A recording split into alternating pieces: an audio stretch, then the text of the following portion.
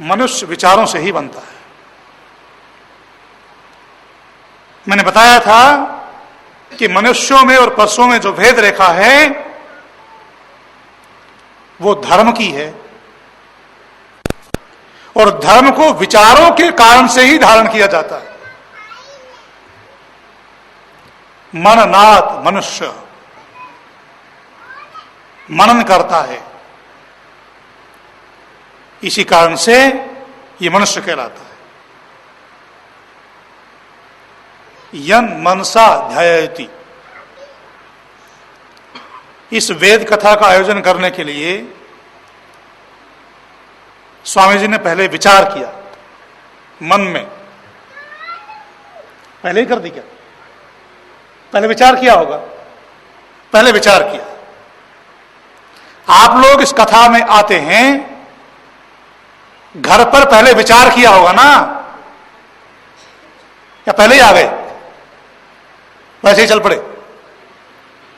तो चल पड़े, चल भी पड़े विचार से ही, बिना विचार किए चल भी नहीं सकते।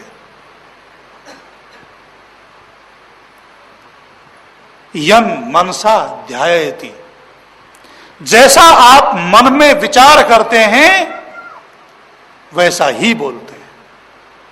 तत् वाचा वदति,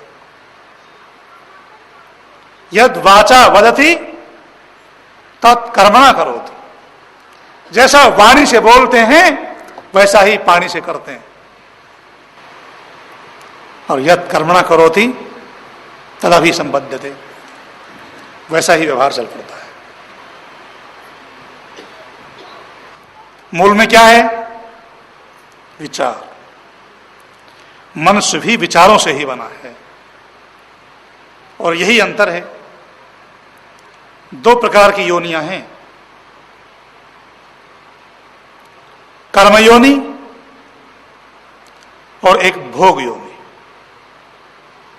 मनुष्य के अलावा जितनी भी योनियां हैं वो सब भोग भोगती हैं, अपने किए हुए कर्मों का भोग भोगती हैं, नया कुछ नहीं करती। मनुष्य नए कर्म भी करता है, पुराने कर्मों का भोग भी भोगता है। कैसे भोगता है? विचार पूर्वक। चाहे दुष्कर्म करे चाहे सुकर्म करे, करता है विचार से ही।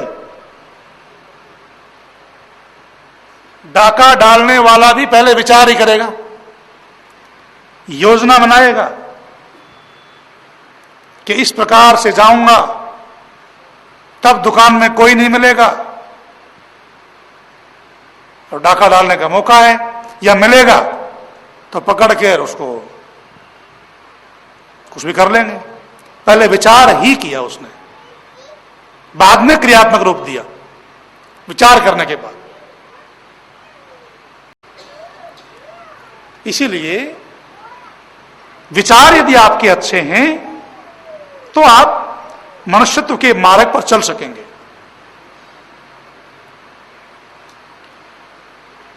मनुष्यों में और पशुओं में देखो, केवल मनुष्य के पास ही विचार शक्ति है। उस विचार शक्ति के कारण से ही वो धार्मिक हो सकता है, और राक्षस भी इस विचार शक्ति के कारण से ही हो सकता है।